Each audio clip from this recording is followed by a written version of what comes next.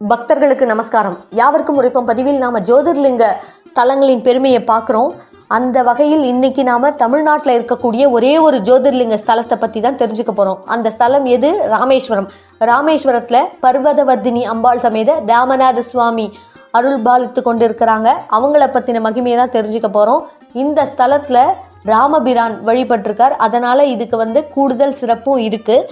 இந்த ஸ்தலத்தை பற்றின பதிவை நான் ரொம்ப விரிவாக அழகாக சொல்லியிருக்கேன், ஒரு 6 நிமிஷ வீடியோவாக. அப்புறம் ஏம்மா இப்போ போட்டிருக்க அப்படின்னு நீங்கள் கேட்குறீங்க.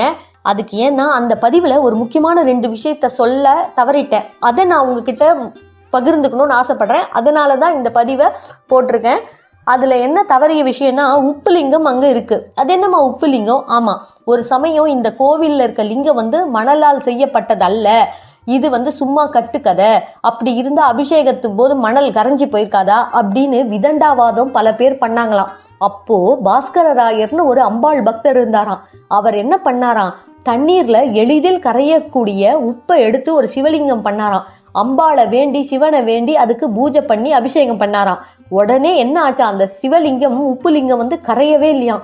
இதை பார்த்ததும் அத்தனை பேர் அசந்து போய் நின்னாங்களாம். அப்ப சொன்னாராம் இந்த அம்பாள் பக்தர் பாஸ்கரராயர் அந்த விதண்டாவாதம் பண்ணவங்களை பார்த்து, சாதாரண மனுஷனான நான் உப்பு லிங்கம் செஞ்சு பூஜை பண்ணதுக்கே, பயபக்தியோடு பண்ணதுக்கே கரையில, சீதா பிராட்டி பண்ணியிருக்க மணல் லிங்கம் மட்டும் கரைஞ்சிடுமா என்ன? சீதா தேவி எப்பேற்பட்ட தெய்வம் அப்படின்னு சொன்னதும் தான் எல்லாரும் மன்னிப்பு கேட்டாங்களாம், தங்களுடைய விதண்டாவாதத்தை விட்டுட்டு.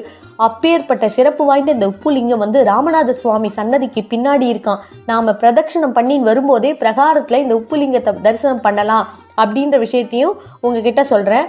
அதோட இன்னொன்று விஷயம் என்னன்னா, 22 தீர்த்தங்கள் இந்த கோவில்ல இருக்கு.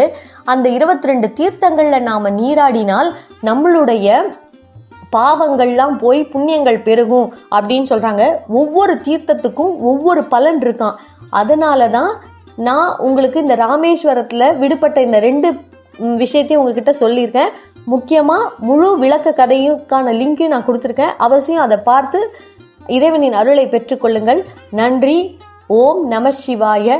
சம்போ சங்கரா சாம்ப சதாசிவா போற்றி போற்றி.